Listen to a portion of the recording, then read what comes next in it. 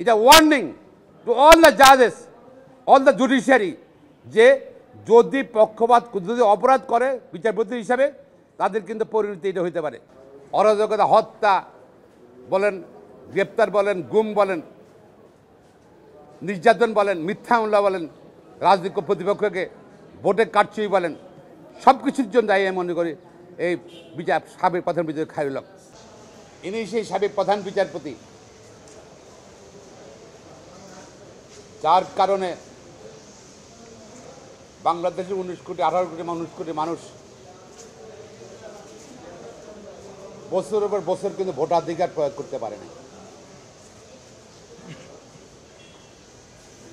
তার কর্মকালীন সময়ে বিচারিক জীবনে এবং বিচারের পরবর্তী সময়ে পদক্ষেপগুলো বাংলাদেশে বিতর্ক ও আলোচনার সৃষ্টি, সমালোচনার সৃষ্টি হয়েছে। তার বেশ কয়েকটি সিদ্ধান্ত, রায়, পদক্ষেপ বাংলাদেশের গণতন্ত্র, বিচার বিভাগের স্বাধীনতা, রাষ্ট্রীয় কাঠামোর জন্য সবচেয়ে ক্ষতিকর প্রমাণিত হয়েছে। তিনি সর্বজন স্বীকৃত ঐক্যমতের ভিত্তিতে তত্ত্বাবধায়ক সরকার ব্যবস্থা, সাবেক প্রধানমন্ত্রী বেগম খালেদা জিয়ার সরকার পার্লামেন্টে ভোটাধিকার নিশ্চিত করার জন্য, সুষ্ঠু ভোটের জন্য তত্ত্বাবধায়ক সরকার ব্যবস্থা সংবিধানে সন্নিবেশিত করেছিলেন। তার অধীনে প্রায় 3টে নির্বাচন হয়েছিল। আওয়ামী লীগও সে তত্ত্বাবধায়ক সরকারের মাধ্যমেই, যদিও বিতর্কিত সে তত্ত্বাবধায়ক সরকার ছিল, মঈনুল আহমেদ ফখরুদ্দিন সরকার, তার মাধ্যমে ক্ষমতায় এসেছিল। তারপরে খায়রুল হকের উপর তারা নির্ভর করেছিল। খায়রুল হক সেই তত্ত্বাবধায়ক সরকার ব্যবস্থা বাতিল করেছে, দেশের সংঘাতের সৃষ্টি করেছিল। এবং রায়টা সে ওপেন কোর্টে শর্ট জাজমেন্ট দিয়েছিল। রিটায়ার করার পর যেসব সে প্রধান বিচারপতি নয়, এমনি বিচারপতিও নয়, প্রায় 16 মাস পরে সেই রায়টা পূর্ণাঙ্গ রায় তত্ত্বাবধায়ক সরকারের ব্যবস্থা বাতিল করেছিল। জাতিকে একটা কঠিন রাজনৈতিক সংকট, মানুষের মৌলিক অধিকার, ভোটাধিকার সব বিনষ্ট করেছে তার রায়ের মাধ্যমে। সে 2008 সালেও তিনি বাংলার প্রধান বিচারপতি হিসেবে শপথ গ্রহণ করেন, করে তিনি সংবিধানের 13শ সংশোধনী তিনি বাতিল করেন, যার মাধ্যমে তত্ত্বাবধায়ক সরকার ব্যবস্থা বাতিল হয়, বিলুপ্ত হয়। তত্ত্বাবধায়ক সরকার ব্যবস্থা ছিল এমন একটি তন্ত্রবাদী সরকার যা নির্বাচনের সময় নিরপেক্ষভাবে নির্বাচন পরিচালনা করত। সরকারের সে 3 মাস 90 দিন সরকারের কার্যক্রম, রুটিন কার্যক্রম পরিচালনা করত। তার রায়ের পর অনেক রাজনৈতিক বিশ্লেষণ মনে করে তার এই রায়, খায়রুল হক সাহেবের এই রায় বাংলাদেশের নির্বাচন প্রক্রিয়ার রাজনৈতিক চাপ ও পক্ষপাতিত্ব করে নির্বাচন ব্যবস্থাই পূর্বে দুর্বল করেছে, ধ্বংস করে দিয়েছে। তার এই রায় ছিল তৎকালীন শেখ হাসিনা সরকারের রাজনৈতিক প্রভাবের অন্যতম উদাহরণ। এ রায়ের পর দেশে রাজনৈতিক অস্থিরতার সৃষ্টি হয়। নির্বাচন প্রক্রিয়া, রাজনৈতিক নির্বাচন কমিশন সব কিছুই সরকারি কর্মকর্তাদের নিকট চলে যায়, অর্থাৎ সরকারের নিয়ন্ত্রণে চলে যায়। ফলে গণতান্ত্রিক পরিবেশ সম্পূর্ণভাবে ধ্বংস হয়ে যায়, রাষ্ট্রের জন্য ক্ষতিকর এর রায় ছিল। তত্ত্বাবধায়ক সরকার ব্যবস্থা বাতিল করার ফলে বিরোধী দলের জন্য নিরপেক্ষ ভূমিকা রাখা, নির্বাচন করা কঠিন হয়ে পড়ে, যা দেশের গণতান্ত্রিক অস্থিরতার সৃষ্টি হয়েছে। এবং 15 বছর 16 বছর আওয়ামী লীগের সময় কোনো নির্বাচন হয়নি, পার্লামেন্ট নির্বাচনও হয়নি। এই রায়ের ফলেই 2014 সালে দেখা গেল বিনা ভোটে 300 আসনের পার্লামেন্টে 153 জন অনির্বাচিত সংসদ সদস্য নামে এই পবিত্র পার্লামেন্টে বসেছে। তাই রায়ের ফলে সরকার পরিচালনা করেছে আওয়ামী লীগ, প্রধানমন্ত্রীও বিনা ভোটে, বিরোধী দল নেতা বিনা ভোটে, স্পিকারে বিনা ভোটে, ভোট ছাড়া, এবং মন্ত্রীরা ভোট ছাড়া বা তারা দেশ চালিয়েছে। পৃথিবীতে গিনিস বুকস অফ রেকর্ডে কিন্তু এটা আসলে উচিত ছিল, আসে না কেন আমরা আশ্চর্য হয়ে যাই। কোনো পৃথিবীতে কোনো কোথাও এ ধরনের ঘটনা ঘটেনি। কেন খায়রুল হক সাহেব এ রায় দিলেন? সরকার তাকে কী সুবিধা দিল? দেখেন, তার রিটায়ারমেন্টের পরে তাকে জুডিশিয়াল সার্ভিস কমিশন দেখার বিভিন্ন সরকারি পদে সরকার পদায়ন করেছেন, এবং আওয়ামী লীগের 5 আগস্ট পর্যন্ত সে কিন্তু সরকারি পদ দখল করেছিলেন এই রায়ের বিনিময়ে, এই সুবিধার বিনিময়ে। শুধু তাই নয়, এই খায়রুল হক সাহেব প্রধান বিচারপতি থাকাকালীন সময়, অর্থাৎ বিচারপতি থাকাকালীন সময় প্রধানমন্ত্রী শেখ হাসিনার ত্রাণ তহবিল থেকে 29 লক্ষ টাকা, প্রায় 29 লক্ষ টাকা সে চিকিৎসার জন্য সাহায্য নিয়েছে। এটাও রেকর্ড। এবং সেই সময় আমার মনে আছে, আমি এই সুপ্রিম কোর্ট বার অ্যাসোসিয়েশনের সেক্রেটারি ছিলাম, খন্দকার মাহবুব হোসেন সাহেব প্রেসিডেন্ট ছিল। আমরা সাধারণ সভা ডেকে এই সুপ্রিম কোর্ট আইনজীবী সমিতি খায়রুল হককে পার্সন নন কাটা করেছি। অর্থাৎ সুপ্রিম কোর্টে তার 2014 সালে সেই সময় তাকে রায়ের পরেই তাকে সুপ্রিম কোর্টে তার নিষিদ্ধ করে দিয়েছিলাম তাকে। তারপর থেকে সুপ্রিম কোর্ট বার অ্যাসোসিয়েশনে খায়রুল হক কিন্তু যেহেতু পার্সন নন কাটা ছিল, কখনো সে আসে নাই।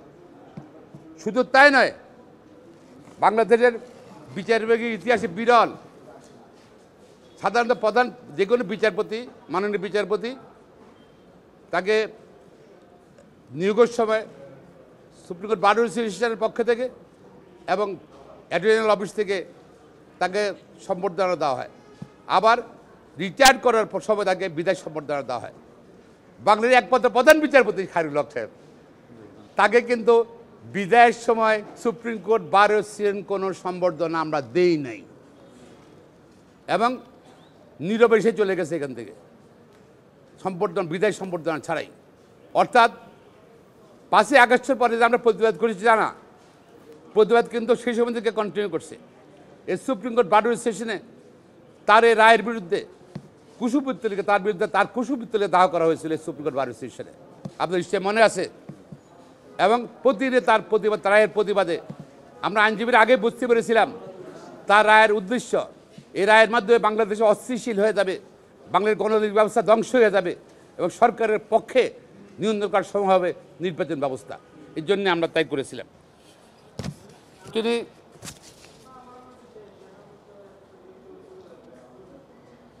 এবং শুধু তাই নয়, খায়রুল হক সাহেব এর রায়ের পরে খায়রুল হক সাহেব তার বিভিন্ন সময় রাষ্ট্রীয় খরচে সে চিকিৎসার নামে বিদেশে যেতেন।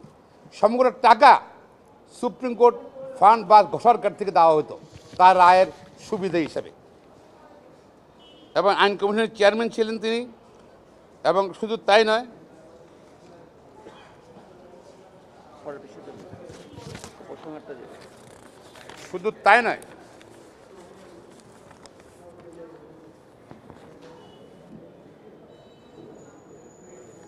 তাকে তার এই বিতর্কিত রায়ের পরে যে রায়টা সে আবার রিপিট করছে, আমি ওপেন কোর্টে রায় দিল একটা, রিটায়ার করার পর 16 মাস পরে রায় দিল আরেকটা।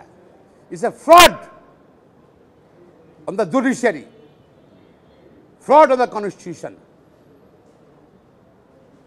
যেটা কখনো চিন্তা করে জানি। এটা গান আছে না, বিচারপতি তোমার বিচার করবে জনতা বা করবে হবে নাকি? দেখেন, বিচারপতিরা যে তারা পক্ষপাত দুষ্ট হলে কী হয়, আজকে খায়রুল হকের এই করুণ অবস্থায় গ্রেপ্তার এটাই প্রমাণ করে। মৃত্যুর পরে বিচার হয়, সৃষ্টিকর্তা বিচার করবে। জীবিতকালে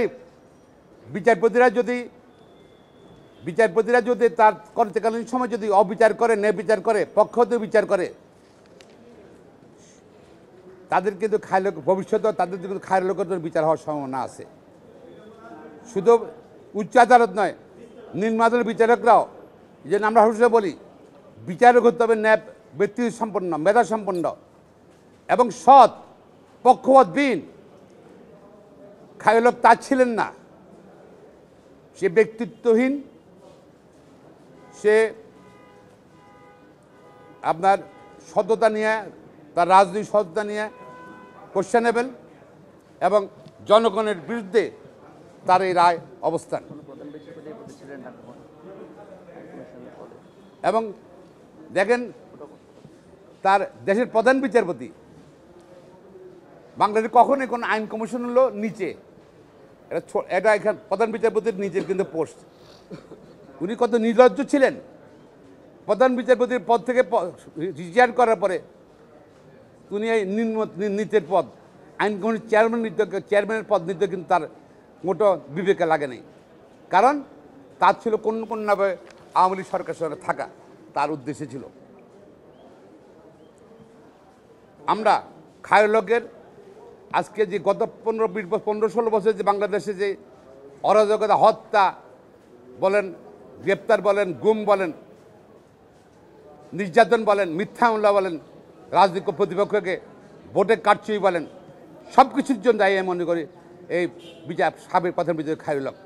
জনগণ এবং আইনজীবীরা তার যেন সুষ্ঠু বিচার হয় এবং একজন সে সাধারণ মানুষ না, একজন বিচারপতি, প্রধান বিচারপতি, 4 জন দৃষ্টান্তমূলক শাস্তি হয় সে দাবি করছি।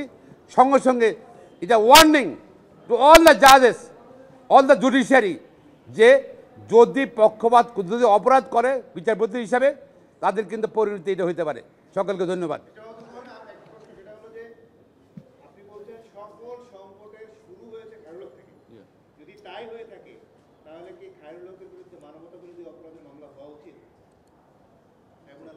ডেফিনেটলি তার বিরুদ্ধে, তার তো সংকটের ইন্ধনদাতা, রাজনৈতিক সংকট সে জানে, রেপ্রেজেন্টেশন আমরা ধারণা করছি। আমরা আইনজীবীরা সেই সময় তার কুশপুত্তলিকা দায় করলাম, তাকে সুপ্রিম কোর্টে পার্সন নন কাটা, অর্থাৎ সুপ্রিম কোর্ট তার আগমন নিষিদ্ধ করে দিয়েছিলাম। আমরা ধারণা করছিলাম যে সেই সময় যে এরম ঘটনা ঘটতে পারে দেশের মধ্যে। তো সুতরাং তার কর্মের জন্য, কর্মকাণ্ডের জন্যই তো আজকে বাংলাদেশের সব মানবতা বিরোধী অপরাধ হয়েছিল। অবশ্যই সে দায়ী হবে, মানবতা বিরোধী অপরাধও দায়ী হবে।